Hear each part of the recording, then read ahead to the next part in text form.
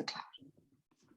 Okay, so welcome to all you beautiful people here live and watching on the recording. It's a pleasure to welcome you all. And Jade, did you practice the siren yet? And the snake yet? No, okay. For God's sake, get out, get out. What we're doing today is a little bit different than what the previous two classes have been, because the previous two classes were very much about the collective shadow. Let me just make sure. The last two classes were about the collective shadow, and we were kind of exploring that in a way that was a bit further removed from ourselves. And I did that because I was scared about creating a space on Zoom where I am inviting people to, you know, delve into their own shadow. And then I did this shadow work challenge this week, which I thought was great. And, you know, she was just doing it, bim, bam, bosh, let's go in. So I felt like that gave me a bit more permission to bring a bit more of our own experiences into this class. So whilst we are working with the dagger, which is also a universal symbol, we're also working with our own inner critic, with our own shadow, our own unconscious. And when we think about, hello, morning, I'm just beginning. So I'm just going to reshare the playlist, one sec.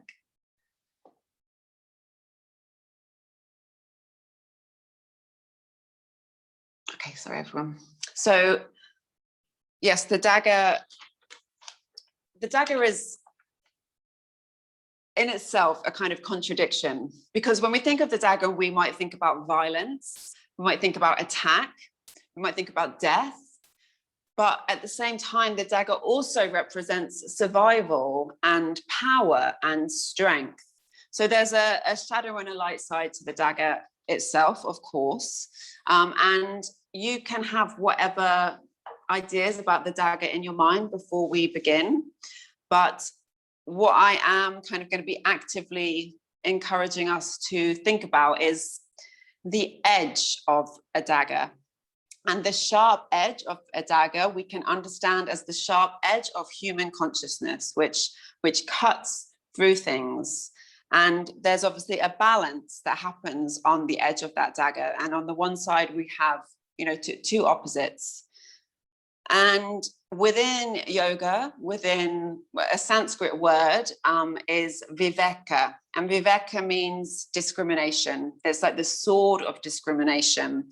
So I like this parallel between a kind of psychological symbol of the dagger and then this Sanskrit teaching of the dagger, which I'm just going to read you the kind of the whole translation of viveka. It's a sense of discrimination, of wisdom, discrimination between the real and the unreal, the self and the non-self, the permanent and the impermanent. It's discriminative inquiry and right intuitive discrimination, ever-present discrimination between the transient and the permanent. And especially this discriminative inquiry is what we're working with in terms of the shadow work today and in terms of the symbol of the dagger. Because we're gonna journal, and we're gonna kind of let something come up from the inner critic, from our unconscious. But then through the movement practice, the idea is that we're gonna recarve the experience of that voice, of that feeling, so that we can recarve the pathway, so that the shadow can move through them and shine out. The shadow always wants to be brought into the light. It's always reaching towards the light. And shadow work is not about distinguishing the shadow or rejecting the shadow, but rather recognizing it and letting it come with us into the light, so that we can better understand our patterns and behaviors and our triggers and our blocks, not as things that we should be ashamed of, but as just part of our story, part of our narratives that make us unique in this world. So we'll start with the journaling, and first just come to sit. I mean, I think you're all sitting, but make sure you're comfortable, because we're going to be still for a couple of moments. So close your eyes, or you can keep them open, but come so that you can just try to empty out, just try to release. So we'll take a few deep breaths together, in through the nose and out through the nose.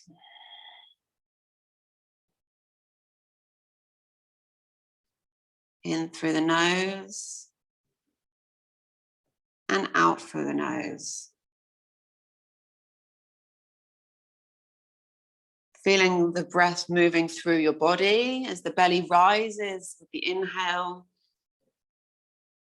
and falls with the exhale.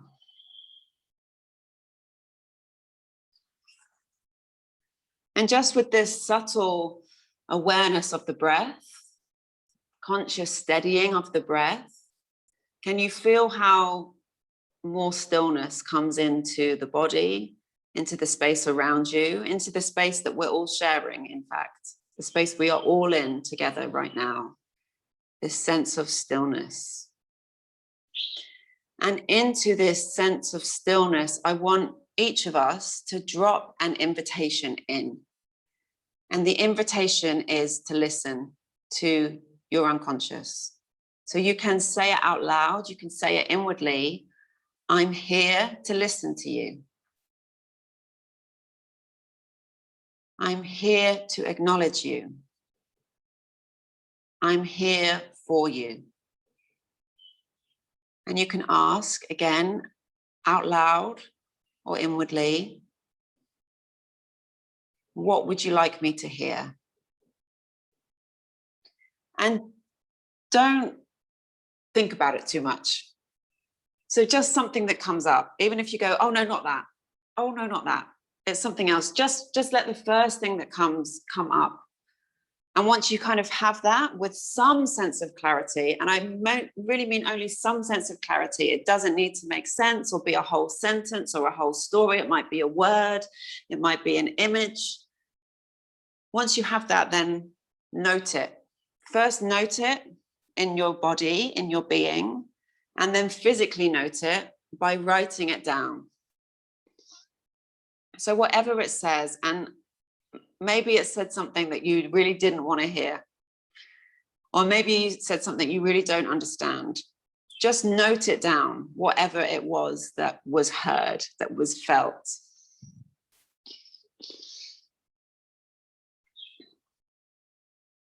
And in this physical noting of what happened, of what you heard, that's already a massive step towards shining this light, between recognizing the power. And if you really didn't feel anything, then you can just write that, right? Nothing came, and that's also fine.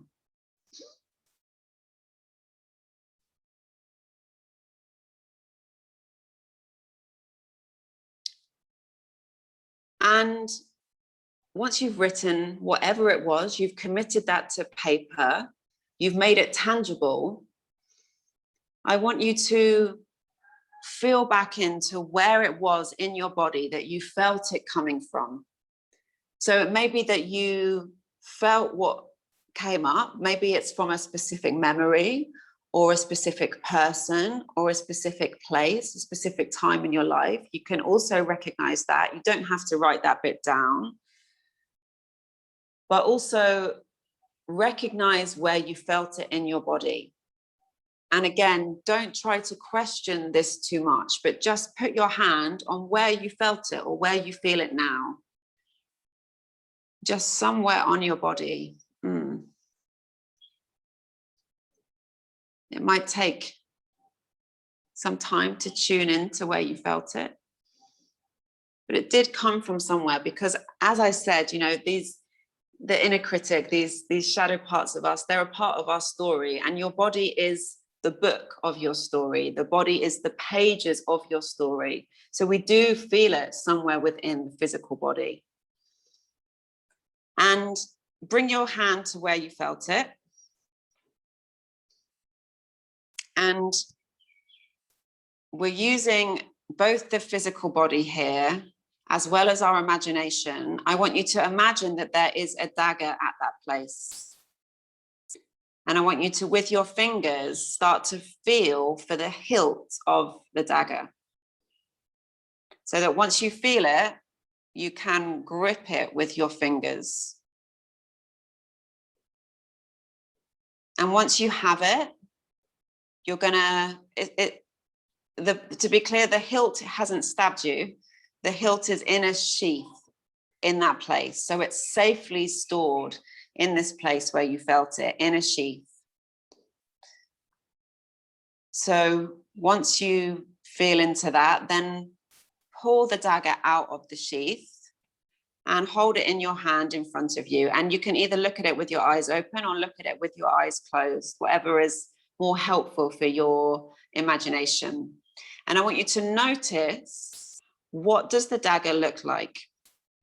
And it may immediately be very clear what it looks like. Or if it's not, then you can consciously choose how the dagger looks. So it may be a very feminine dagger. It may be have pearl inlays and swirls and beautiful designs and rubies and other precious stones adorning it. It might have a golden hilt. It might be like a mirror, the blade, that it's so clean. Or maybe it's a more kind of Bronze Age, a more of a antique, more of an artifact. Maybe it's very rusty. Maybe it's dirty. Maybe it has blood on it. But you can choose. This is your dagger. And we're going to work with this dagger through the class. So let it be something that you feel like you can have some ownership of. How do you want it to look? How do you want it to be? And this is your dagger, so you know how to touch it carefully. You know how to be safe with it. I want you to take the finger of the other hand and run that fingertip along the blade, the edge of the blade. Remembering that this edge is the sharp edge of human consciousness. It is this viveka, this discernment, this ability to cut through to something that is true. And on either side of the dagger, there are these opposites of real, unreal, self, unself, violence, survival, weakness, power, conscious, unconscious. On both these sides, that's what this weapon holds within it.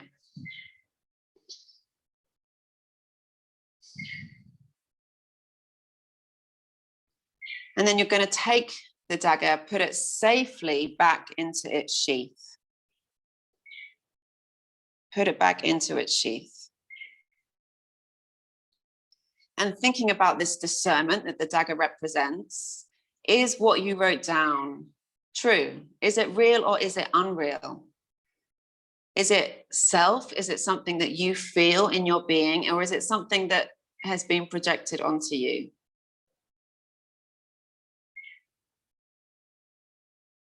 Is it true? Is it not true? Is it useful? Is it not useful? Just think about this discernment of the blade and apply that discernment to what you wrote, what you felt.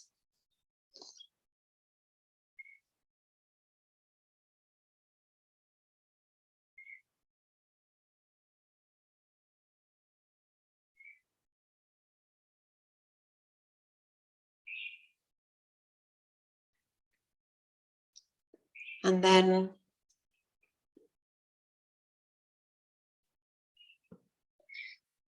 we're going to start to play the playlist. So you can open your eyes and give me a thumbs up when you're ready to go.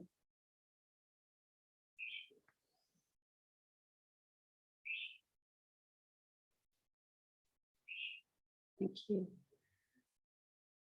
Okay. So we're going to press play from a countdown of 5, and the first track's going to be silent, so nothing's going to happen. We'll just get ready, come to the mat. 5, 4, 3, 2, 1, play. And then come to your mat.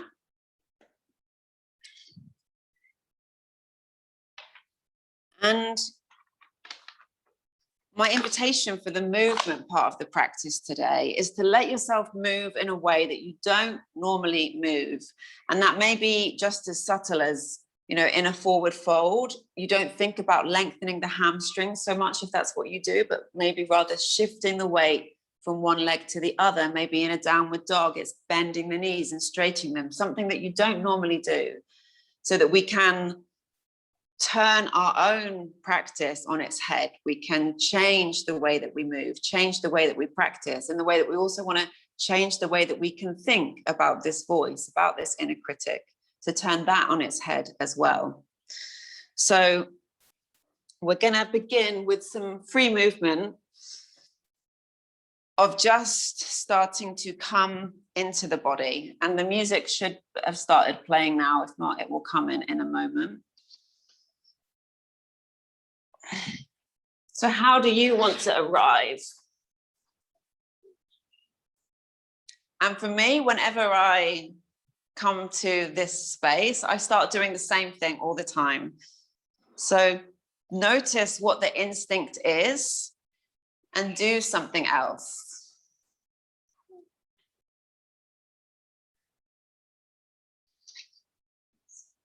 And it's not easy. I'm immediately doing what I always do. But we're just, stretching, opening, arriving into the practice.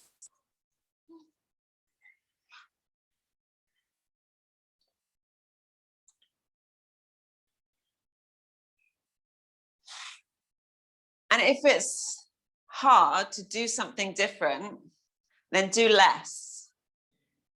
Because probably we rarely do less, especially at the beginning of the practice. So maybe it's just moving the hips, maybe it's just moving the shoulders.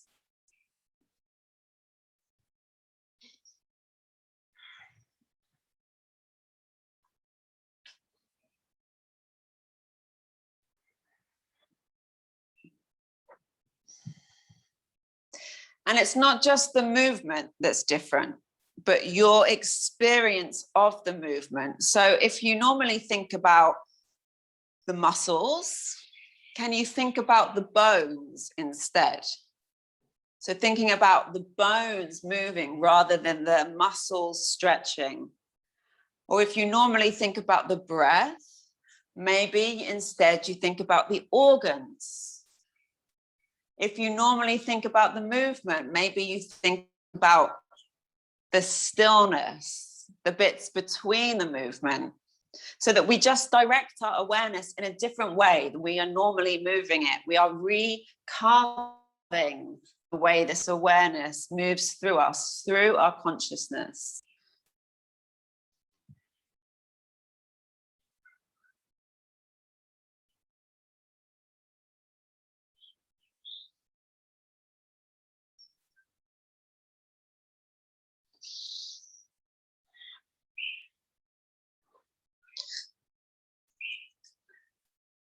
From wherever you are, start to make your way into a forward fold with the knees bent.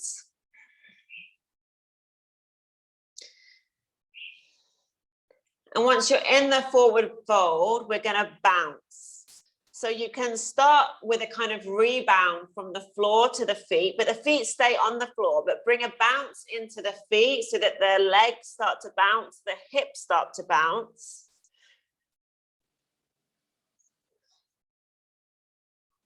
And keep bouncing, keep that being here, this different way of being in a forward fold. So not thinking about opening anything, but moving the energy, moving the chi.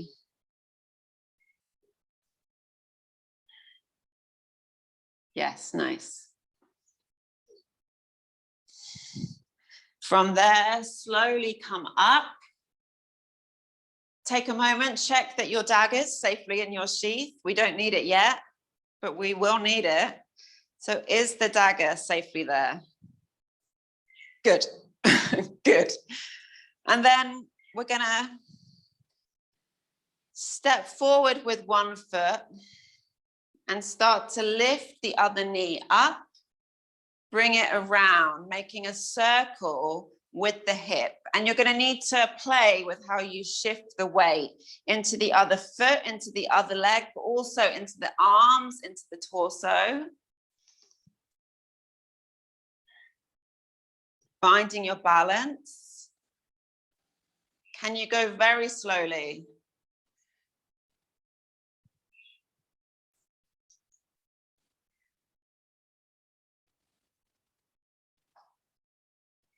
Keep circling, feeling the hip moving in that socket.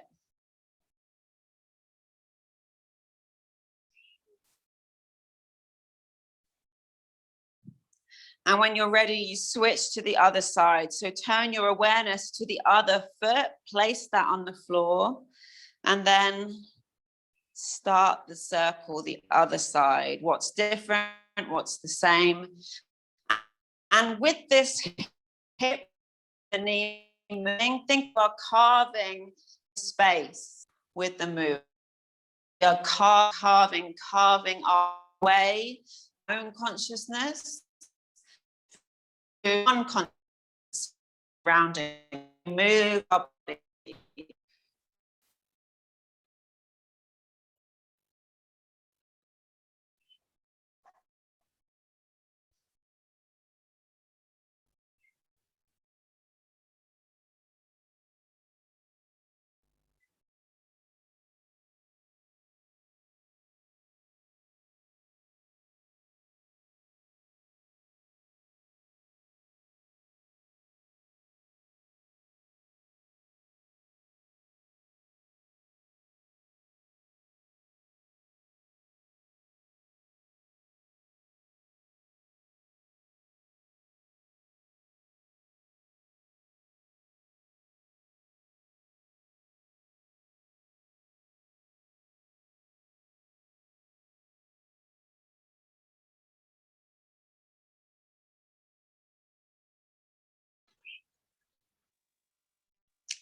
And hopefully I'm back.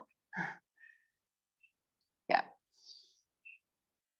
Thanks for being patient. We'll do a couple more circles with that leg. Then place both feet down. And as the feet push into the earth, think about the balance between the feet and the earth and start to bounce. Bouncing from the feet first, but then that bounce is going to start to move through the body too, so that it starts to be a shake.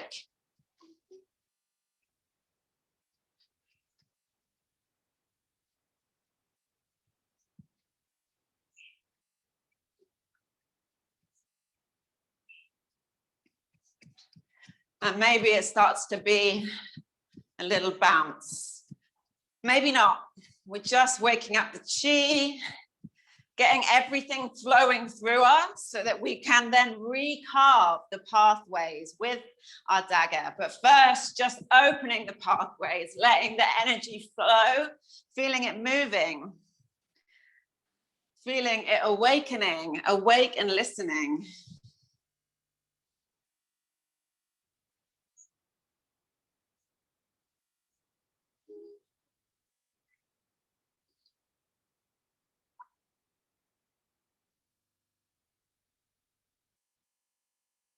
You can move around the space. We're going to keep shaking and keep feeling the heat rising, the energy rising, you rising, right? This is like consciousness rising. We start to feel it more intensely moving through the body.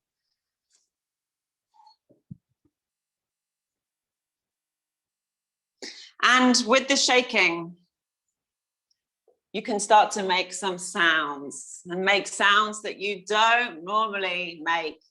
It can be very, very silly sounds. very, very angry sounds, very, very hurt sounds, very, very beautiful sounds, just the sound coming out the mouth with the vibration, so that it's something that you never normally do, but it's still within you. It can still come out, even if it's unfamiliar.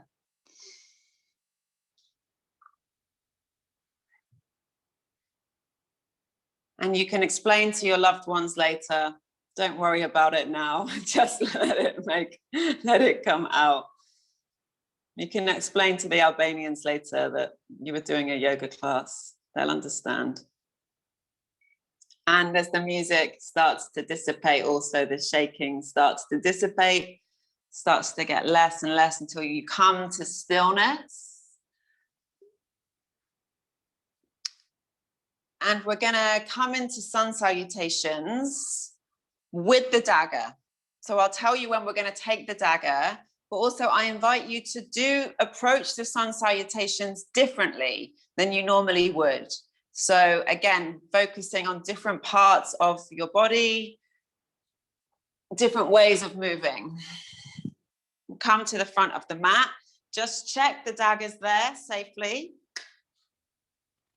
And then inhale, reach the arms up, and exhale, hinge from the hips, fold forward, bend the knees, step back, and drop the knees, chest down, inhale, cobra,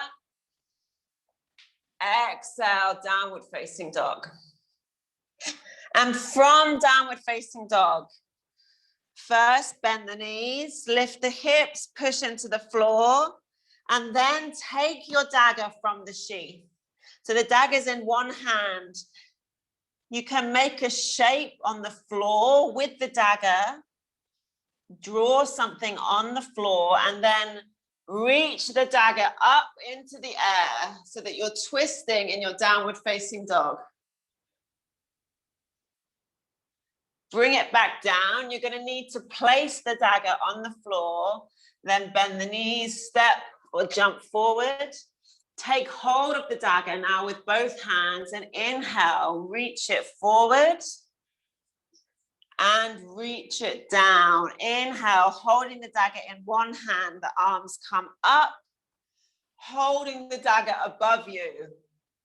Then exhale, pointing the dagger, carving with the dagger as you come back down. You'll need to drop it to the floor for a moment as you step or jump back, come down. Be careful not to chaturanga onto the dagger, obviously. Safety first, and then downward facing dog. Take a moment to arrive in downward facing dog, and then take the hilt of your dagger and draw something on the floor. And then you reach the hand with the dagger up and twist over to that side. And you may need to bend the knees, you may need to shift the weight, that's fine. We're reaching the dagger up, place it back down, come back forwards again, and take hold with both hands, reach it forwards so that the dagger is pointing out directly in front of you, but you're also pointing out through the back of the body, lengthening through the spine. Exhale, fold forward. Dagger in one hand, bring the arms up, point the dagger up, and then exhale, carving with the dagger as you go down, back to forward fold. Repeating that, so coming into another sun salutation, but you can use the dagger as you wish. You can do something different from the dagger, but remember that it's there. We're doing something familiar, a sun salutation, in a totally different way. So it's your way. You can move how you want with this dagger, with what you're carving, with your body, with your awareness, with your intention, with the dagger.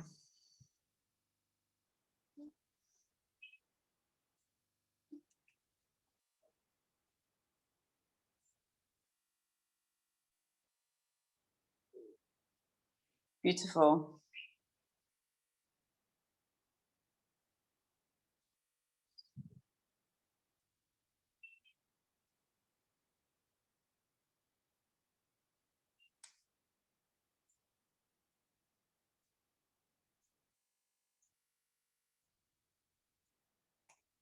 And can you start to feel how the dagger is a symbol of power, with you moving with it in a kind of dance, like a ninja or a samurai somehow, that it becomes like a vessel of creative expression, what you're holding with it, with your dancing, moving with the dagger, this grace and power that comes from wielding the dagger in this otherwise very familiar sun salutation structure, container, but reshaping the structure, reshaping the container just with having this knife, your knife of discernment, the viveka, in your hand.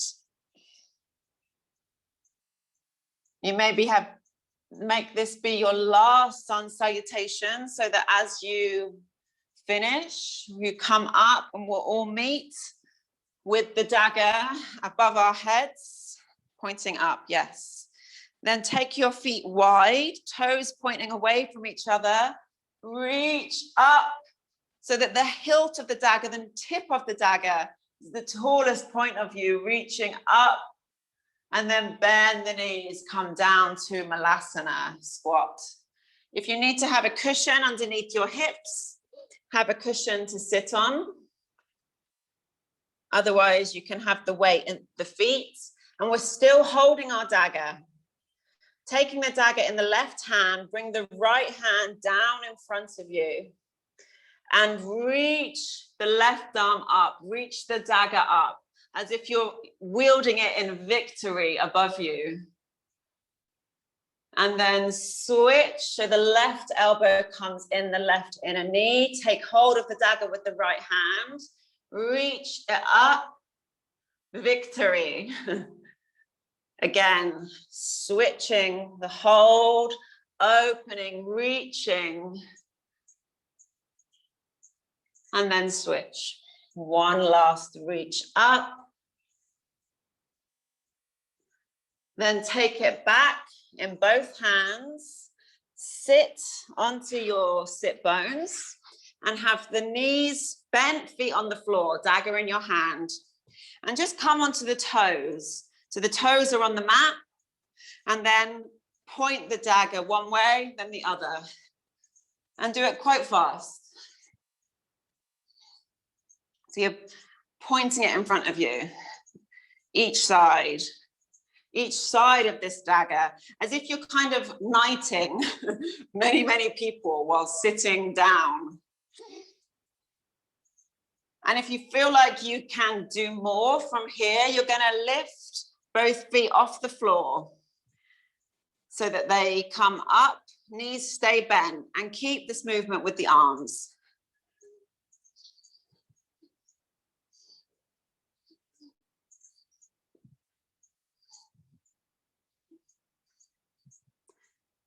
Keep going. What we're doing is building this sense of fire, of power in the solar plexus, in the Manipura chakra, in the center of your being. From here, maybe you can straighten the legs, come to Purnavasana, and just whilst the music's still, just lengthen, reach with the hands, stay still.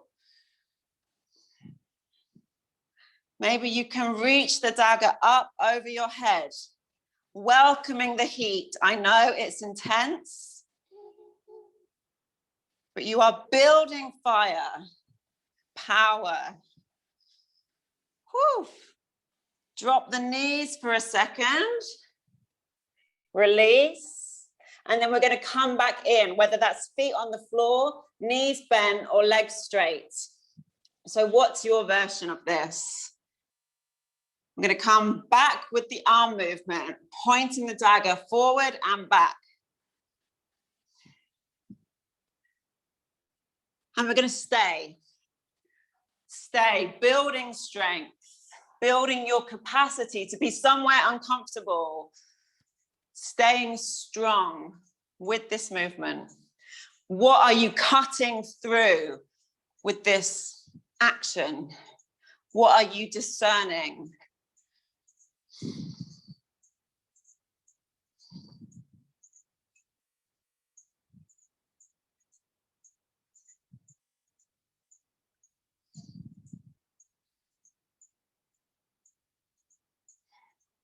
Keep going.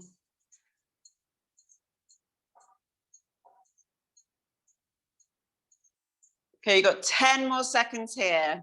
10 more seconds. Maybe you straighten the legs for that last stretch.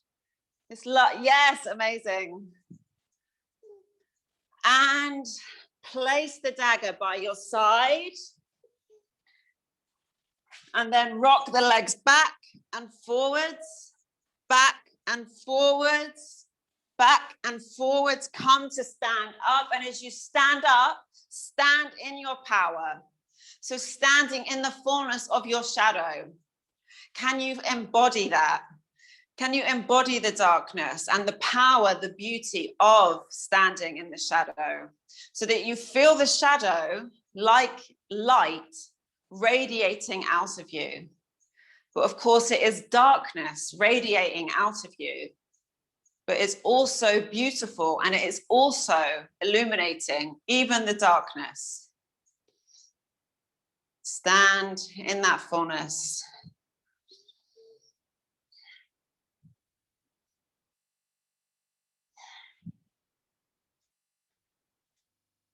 You're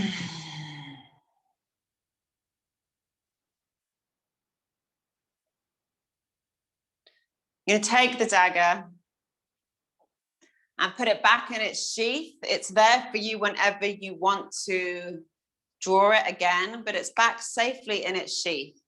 It is your protection. Then come to the front of the mat. We're going to come into a sequence. So reach the arms up and fold forwards. Inhale, halfway lift. Exhale back, Uttanasana, forward fold. Fingertips to the floor. Inhale, reach the right leg behind you. Lengthen out through the right foot. Then step the right foot down. The toes are nearly pointing forward, but they're just coming off to the right slightly. Both legs are straight. If you need to bend the left knee, you can within Parvottanasana, pyramid pose. So inhale, lengthen through the spine, and exhale, fold over the left leg. And again, can you let your focus be somewhere different than it may normally be if you're familiar with this pose? So maybe the focus isn't on getting down as low as you can with the spine. Maybe it's not the feeling in the hamstring, but could it be the widening of the pelvis? Could it be the tailbone, the coccyx? Could it be the crown of the head lengthening forward? Just play a different way to focus your attention. And then gently bend the left knee, step the right foot back a few inches more, come onto the toes and push down with the left big toe. Inhale, high lunge. In your power, in the fullness of this pose, open, ready, strong. Then turn the right heel to the floor, open the hips to the right, come into warrior two. Push down with the right foot, bend into the left, pull the left hip underneath your torso as you open the right hip out to the side. In the fullness of this pose, reach both arms up whilst keeping the knee bent, then extend the left knee and reach the left arm forward, coming into Trikonasana. So left foot either to the floor or inside the left leg. Right arm reaches up.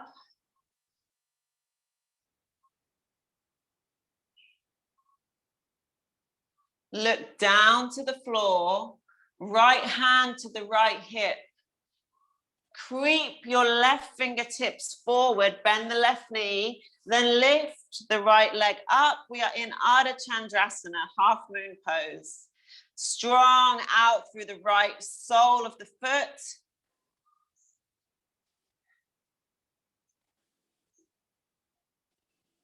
Bring the right hand to the floor as you square the hips, so both hips face the floor. You're in warrior three.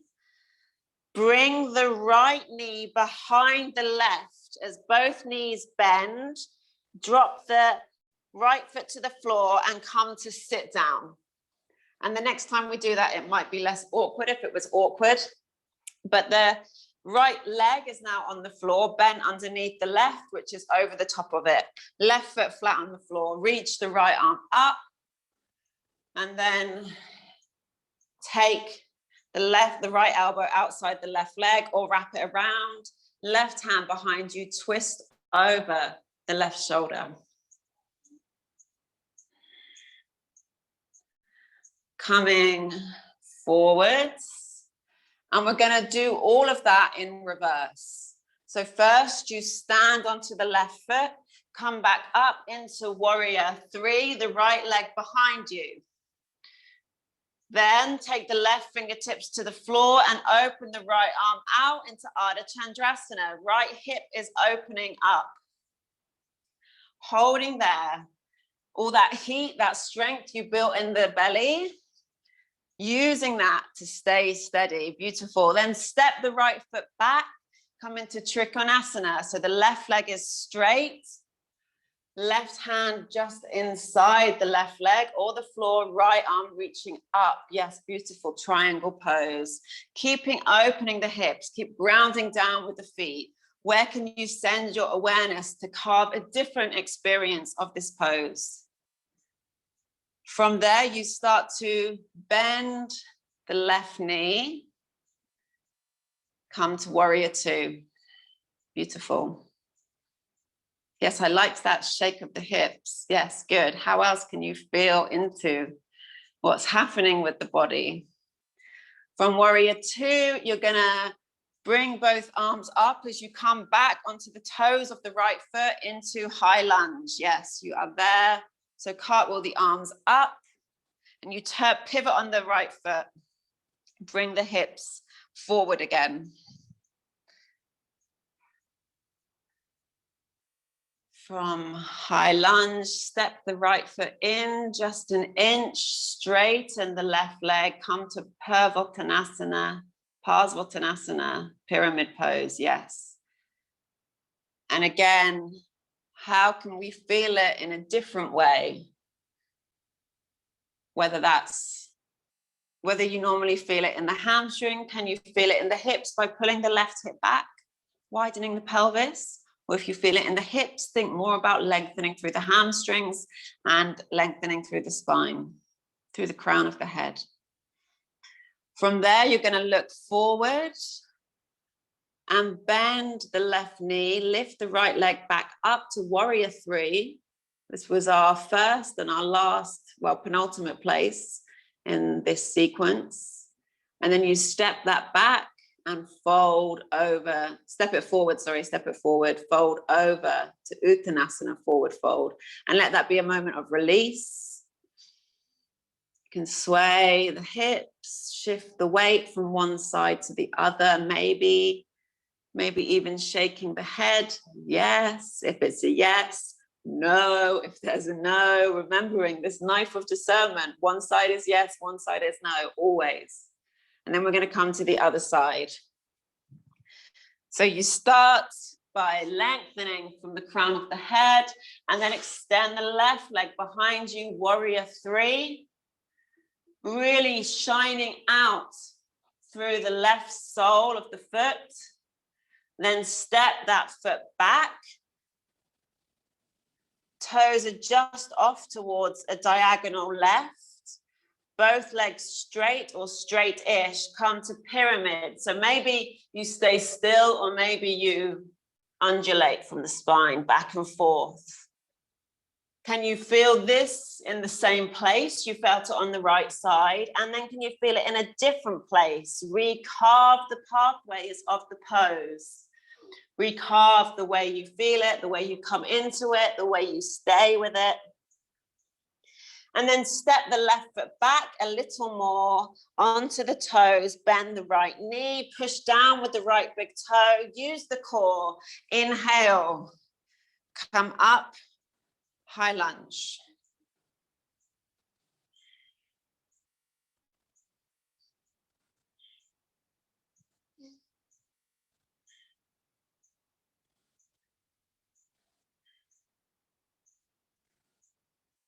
From there, you drop the left heel down, open the hips to the left, warrior two.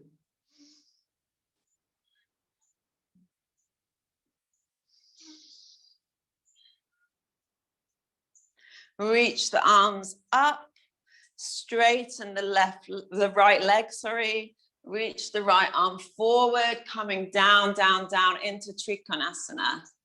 Right hand you can use to get some traction with the right inner leg and open the chest more, opening the organ body, opening the heart up to the left hand, up to the infinite above. Really feeling into the pelvis, into the tailbone, into the soles of the feet. Then look down, bend the right knee, creep the right fingertips forward and lift the right leg up into Ardha Chandrasana. If you want to come to Chapasana by taking the foot, you can do that. Bend the left knee, take the foot and open the chest, or stay Ardha Chandrasana. Using the core, using the power, the solar plexus, using the stableness of your gaze.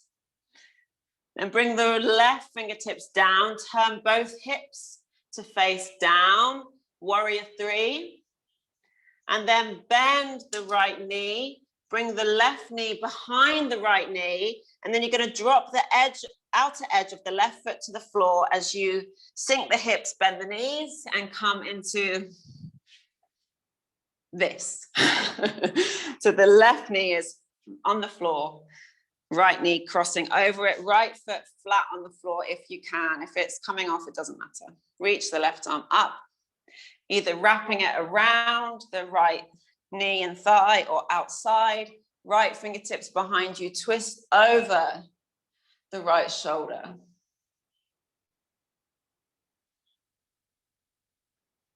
Moving from the organ body, so not even thinking about necessarily twisting the spine, definitely not the shoulders, but moving the inner body around.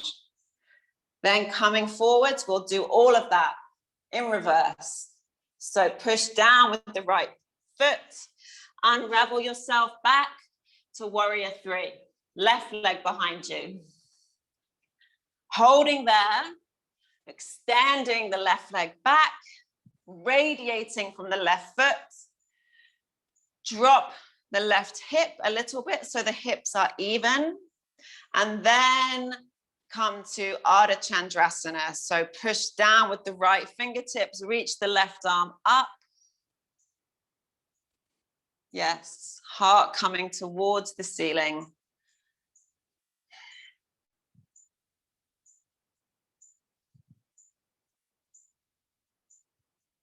From your half moon, Ardha Chandrasana, you're going to step that left leg back, back, back, back, back into triangle pose.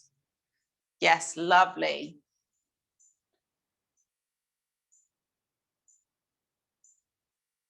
And you can bring the right hand up the leg more if you feel like the chest isn't opening as much. Bring the right hand higher so you can have more space in the shoulders to open the chest. Great.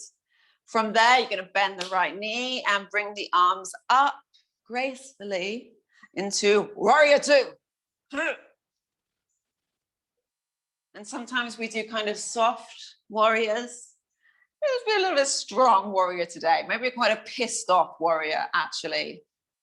Shadow is quite often pissed off. You can have that energy there. Maybe even flip the finger. I feel like that's a nice adjustment for warrior 2. Yes. And from there, you're going to pivot on the back foot, turn the hips forward, reach the arms up into high lunge. So find your way into that transition. Yeah, very slowly, gracefully, beautiful. Yes. Push down with the big toe, the bent foot, which I believe is the right. Yes, push down with the right big toe for stability. The core also zipping up from the pelvis. So engage the pelvic floor, staying stable. Then from there, bring the arms down, straighten the right knee and walk the left foot in just a smidge back to your pyramid pose, back to this opening of the hips, the hamstrings. Push down with the front big toe, the right big toe. Pull the right hip back. Widen the pelvis. Lengthen through the tailbone. Lengthen from the crown of the head.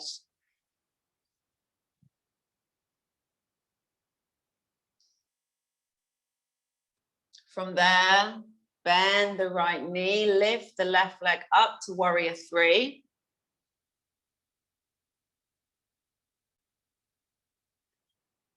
And then step that foot next to the right, come into your forward fold.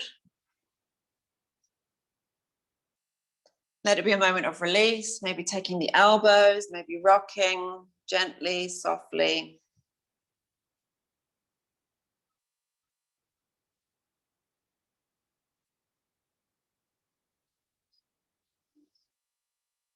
And we're going to repeat. We're going to go quicker. So we're not even going to come up. We're going to come straight from the forward fold. The right leg extends back, warrior 3. Reach it back and then fluidly step it back. Come into pyramid pose. So the left leg is straight and you can lengthen through the spine, then fold over the leg. From here, bend the left knee, walk the right foot back a little, push down with the left big toe, reach the arms up into your high lunge. And maybe if you want to take the dagger out, if you liked having the physical dagger in your hand, you can have it. Otherwise, we're still recarving the pathways with the movement, whether you're doing it physically or not. From a high lunge, open the hips, drop the right foot down, come to warrior 2. Take a breath there, then straight from there into triangle pose. Reaching the arm forward. Yes, remembering that bringing the hand close, higher up the leg, up the left leg will mean you can open more. And I want you to focus on opening the chest here, opening the heart, rather than coming down. That's not so necessary. Right, from here, look down to the floor, start to bend into the left leg, left fingertips inch forwards, and the right leg flies up like a moon rising into the darkness, into Ardha Chandrasana. Beautiful. Yeah, you can have the hand on the hip or reaching up, both perfect. Again, like triangle pose, the opening of the chest, more than having the leg high, the opening of the chest is where you want to shift the attention.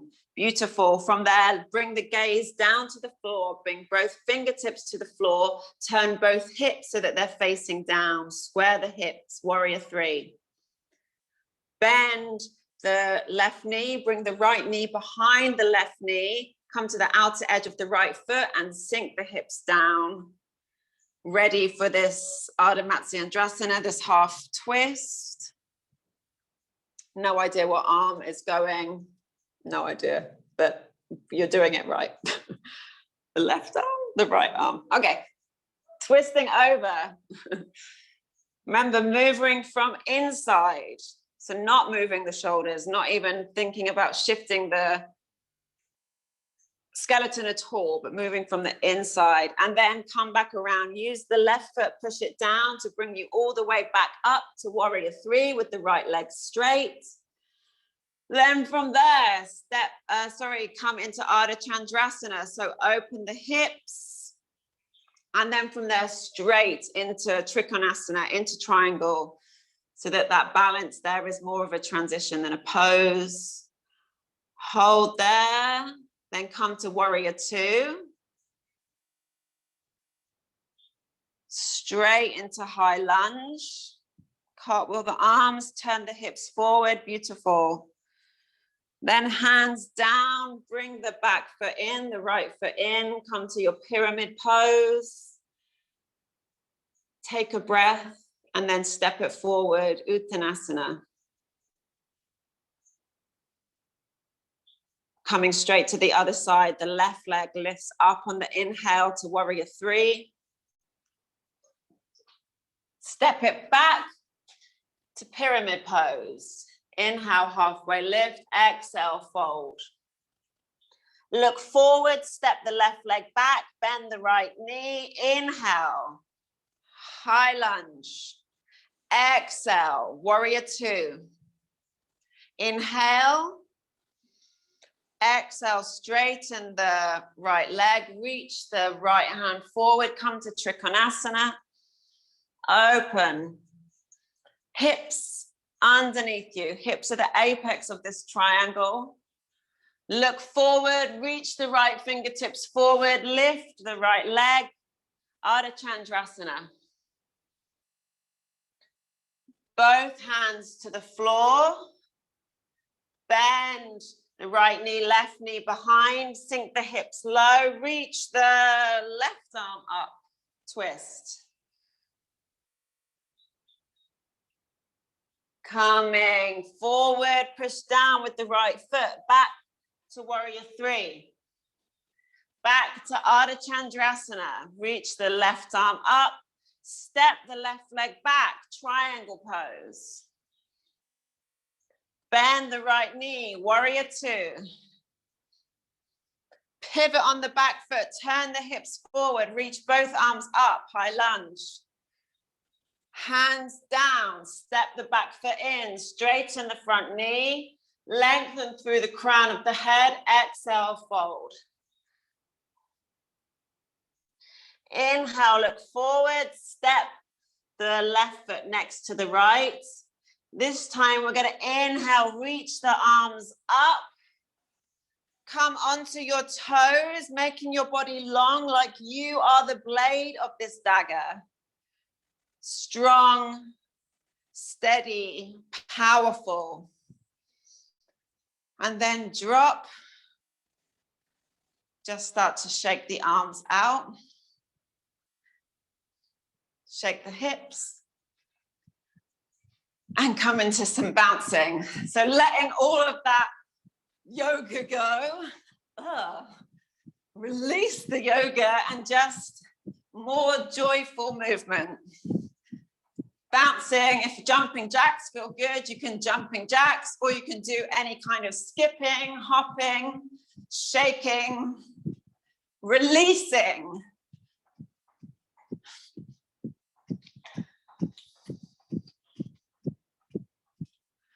Shiggy, shiggy, shiggy. Release, release, release. All that kind of intensity, all the shadow, just let it shine out. Let it be silly. Maybe there's a sound.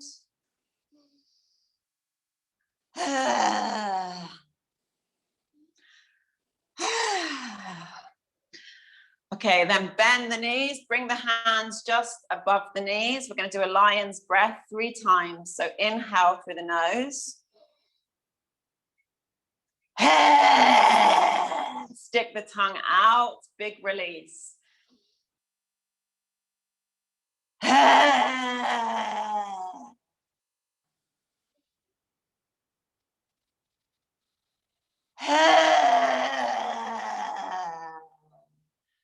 Okay, once you have sufficiently disturbed any walkers by, then stand up. And then drop back down to our Malasana, just so that you can come to sit. Maybe give yourself a hug.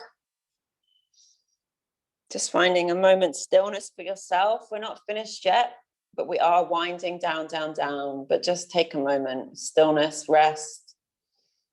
If you need to come to child's pose, come to child's pose. But let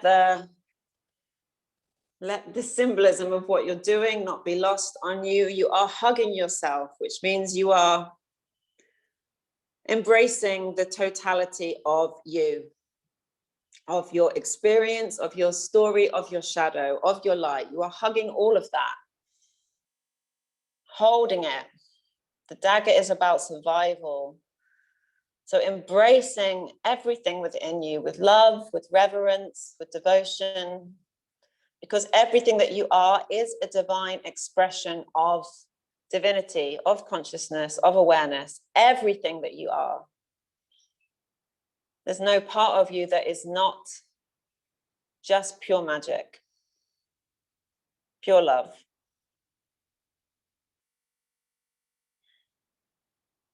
You can give yourself a kiss. If you want to say something to yourself, you can say it.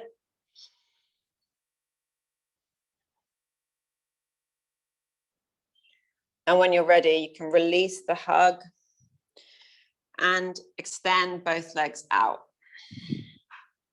So if you have a cushion and you want to lift the hips up, then you can. And if you are going to sit on a cushion, I don't mean to sit on top of the cushion, but more kind of on the edge so that the pelvis is tilting at an angle. If you're just up on it, then it's not going to help. But coming to kind of the edge will mean that it helps your pelvis to tilt. Bend the knees and then slowly start to let the legs ground down to the floor. And if they don't ground down, then bring them closer together. Or if they still don't ground down, then keep the knees bent. But then definitely be careful to drop the feet so that you're not putting too much pressure into the heels. You don't want the heels to be holding all the weight. But if the legs can come down, then they'll take some of the weight. Fingertips to the floor. First, take the fingertips behind you so that you can just lengthen.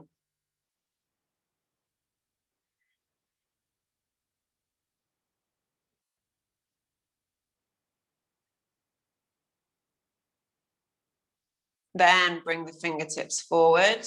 But if that already doesn't feel as good as having them behind you, keep them behind you. Then maybe you start to come forward.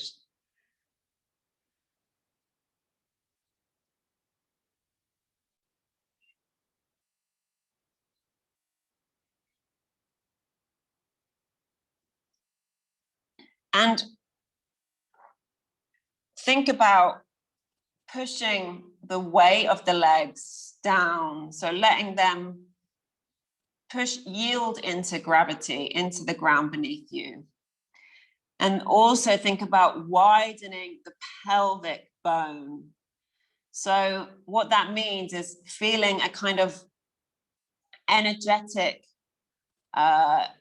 movement that comes from the middle of the pelvis and letting that kind of radiate so that you can feel like maybe some more space comes in the pelvis. Push the tailbone down and maybe you can come further forward.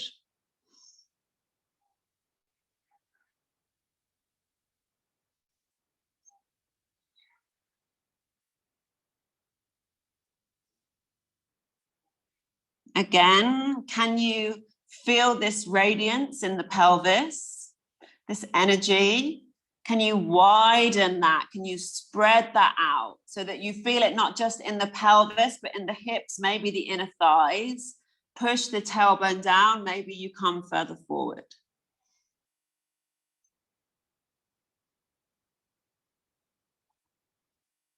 Start to walk the hands back towards you and bring the left elbow to the inside of the left inner thigh, or it can be on top of the thigh, or you can have a cushion and rest it on there.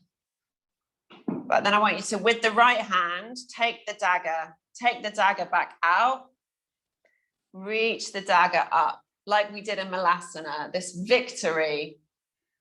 But we're also still opening the chest by using that left elbow.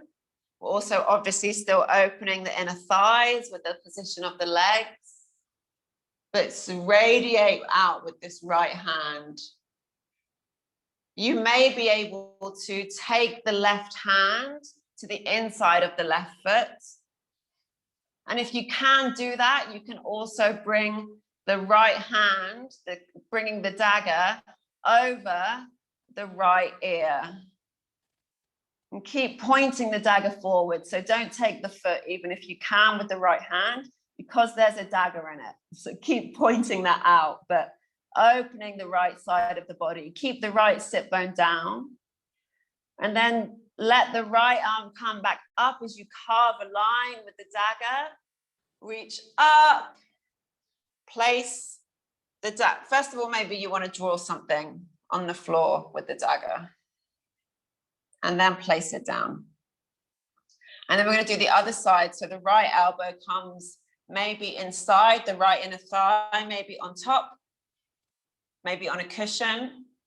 And take the dagger with the left hand, reach the dagger up, front of you, on top of you, above you. That's the direction, above.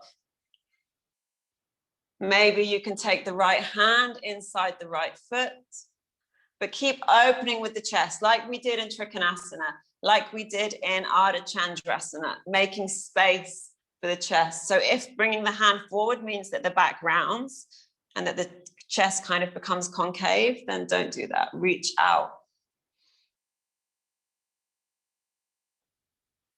Then coming back out.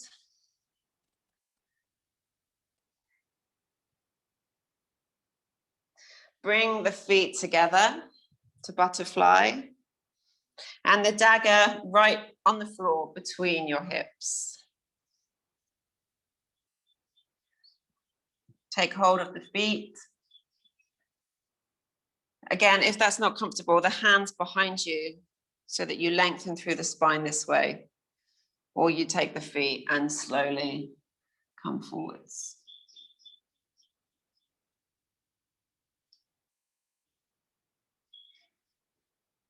And let this forward fold be in reverence. Let it recognize that you are bowing to something. And I invite you to bow to the shadow. So we worked with the dagger, this symbol of the collective unconscious. We also welcomed in your own shadow with this voice that you asked to speak to you and promised to listen to. We've carved a way for the shadow to shine out through the practice. So can you bow to all of that? Can you bow to your darkness, the darkness, knowing that without the darkness, there is no light. So we also honor everything that we called in with this bowing of the head. You can slowly come up and put the dagger back in its sheath safely. We're going to come to Shavasana, straight to Shavasana. So feet together, reach the arms forward, round through the spine. Engage the core as you drop down. Release the arms either side of your body, palms facing up. Legs come wide or wider than the yoga mat. Take up space with this body, with this shadow. Take up space. And then let yourself just drop out. Drop in to Shavasana.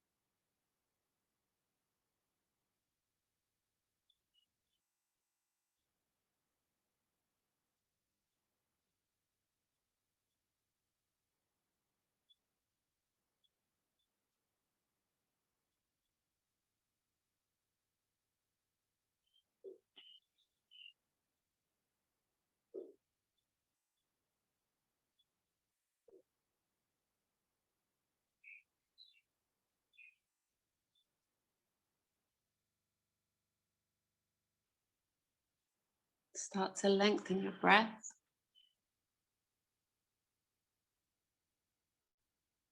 As you come back to the breath, coming back into your nervous system, coming back to conscious awareness of how the breath reflects the nervous system. You'll start to feel the nervous system welcoming movement back into the body, maybe from the fingers or the toes, maybe the head, maybe somewhere else.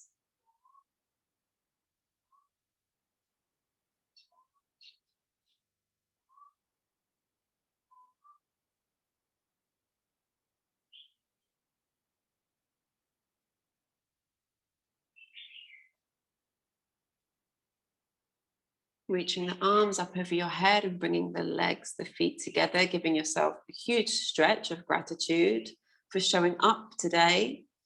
Whether you showed up live or in the recording, you showed up for this work, which can be terrifying, which we can feel very uncomfortable to come into. So thank you to yourself for showing up, for letting yourself welcome the shadow, illuminate the shadow, listen.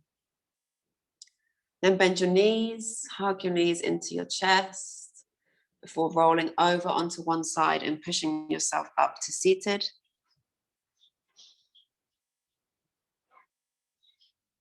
We'll close the practice together.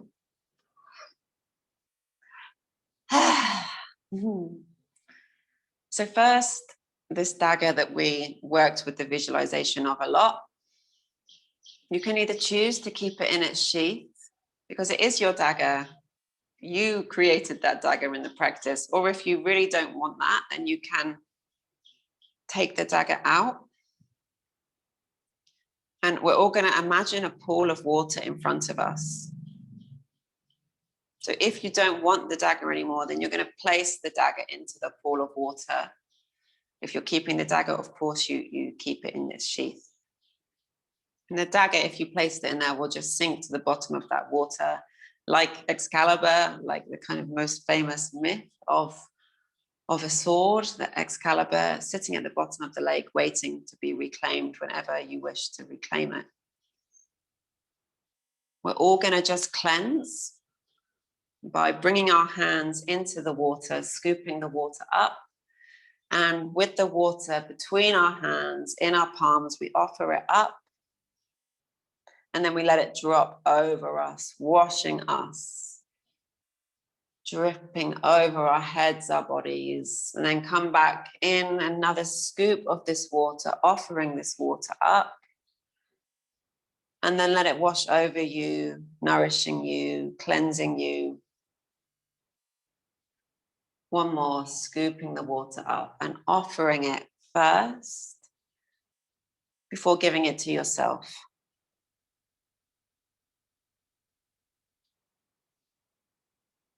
Bring your hands together, and before you just bring them together, just be aware of what's happening as you bring your hands together. The pores opening, the cells breathing between the hands. So awareness between the hands becoming more and more condensed until the awareness is one, unity as the hands meet. The awareness between the hands as they greet each other. These two sides, these two opposites in one. Bring your hands to your heart center. We'll end with Om. Inhale fully. Exhale fully. Inhale for Om. Ooh.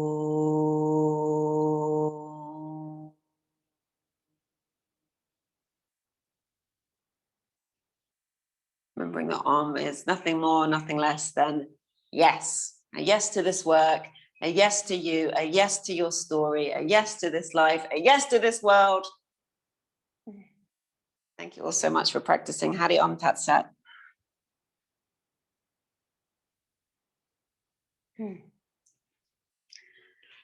So I know that, in fact, I've no doubt that everyone, whether we're here and I know you intimately or someone on the recording we're all going through a lot all the time, and sometimes a lot more than other times. So I really honor you showing up for this work today when it's not always easy to look at that darkness, to be with it. But I hope that you also see the beauty in it, in the pain sometimes, and anything that came up for you today, just really honor what that was.